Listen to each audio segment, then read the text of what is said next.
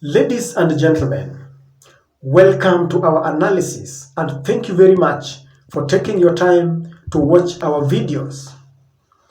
Do you think Uhuru Muigai Kenyatta wants to kill his deputy William Samoei Ruto? Kimani Ngunjiri revealed these startling allegations when he claimed that Uhuru Kenyatta wants to kill William Ruto. It's a process for many people. But I beg you, wachana. Kwa sababu pahali imefika hiyo hasira hata kuua. We know you are ready to do that. And we are asking you, push all other things the way you want. Iba kula vile unataka. Lakini usiguze roho ya deputy president. Roho ni ya Mungu.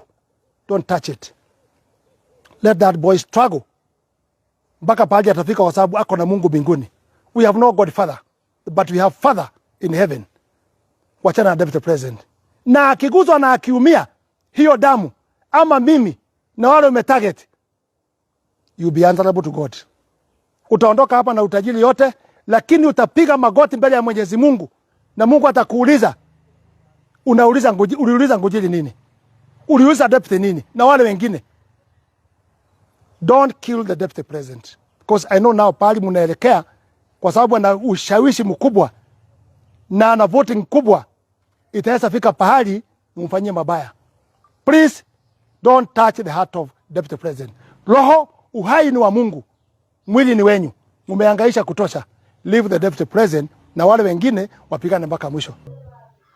This is not the first time we wake up to such very disturbing news that a prominent person might face murder from the state. Stanley Livondo sometimes back claimed that William Samoei Ruto himself had planned to kill his boss. And some years back, the communication team of William Samoei Ruto, back then led by Dennis Itumbi, claimed that there were plans by the Interior Office, Ministry of Interior, to kill William Samoei Ruto. Now, this prompted a lot of reaction and it forced the state to call international investigation to try and find out whether there was someone who wanted to kill the deputy president. But after further scrutiny, it was realized that these were mere political theatrics by Dennis Itumbi himself. Now today, with only a few days to the elections, the nation is treated to such news again that William Samoei Ruto could face murder of the statements that he makes. And now, Kimani Ngunjiri is making the same allegations that deputy president will be killed by his boss. I believe that Kimani Ngunjiri, speaking on behalf of Ruto, wants to neutralize what has been trending, that Ruto will arrest the Kenyatta family, that William Samoei Ruto will arrest his boss. Because he knows very well that this allegation was trending and it attracted a lot of condemnation from all political quarters. So what Kimani Ngunjiri wants to do is to ensure that they neutralize this so that people would also see that the president is a bad man and he wants to kill his deputy. They want the media to start focusing on the statements of Kimani Ngunjiri because what was alleged about Ruto was so serious that everyone was alarmed.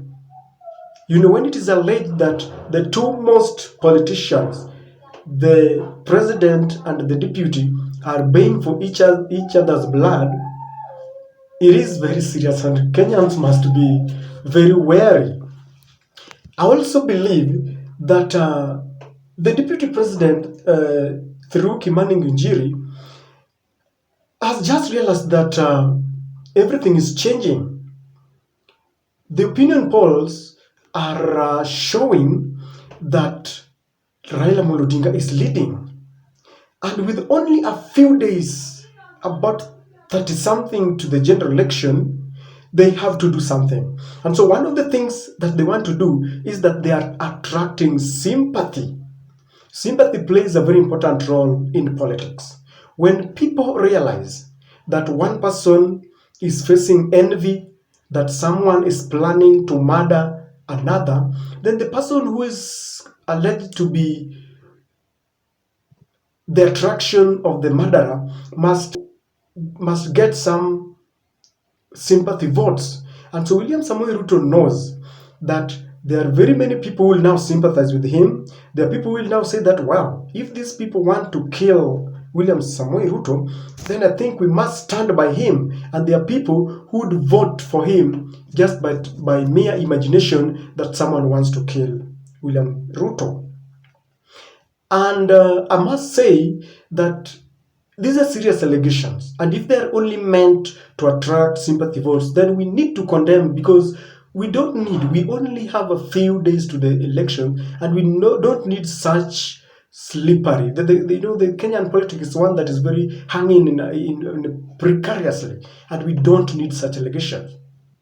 Number two, I also want to believe that William Samoei Ruto and the entire One Kenya Alliance wants to attract to that the Kenya Kwanza team wants to provoke the Azimio One Kenya Alliance so that they can revert back, they can start, chiding William Samoei Ruto and the Kenya Kwanza team, and they want to ensure that the whole team will now deviate from their campaign strategy and start, insulting them and accusing them of being slanderers and maligning. And when they succeed in this, then the Raila team shall have danced to the Ruto team, because such allegations are so serious, and I just want to believe that they will not keep quiet. I can assure you that you will see people like Babu Owino, people like Junet Mohammed, you will see members from Central Province,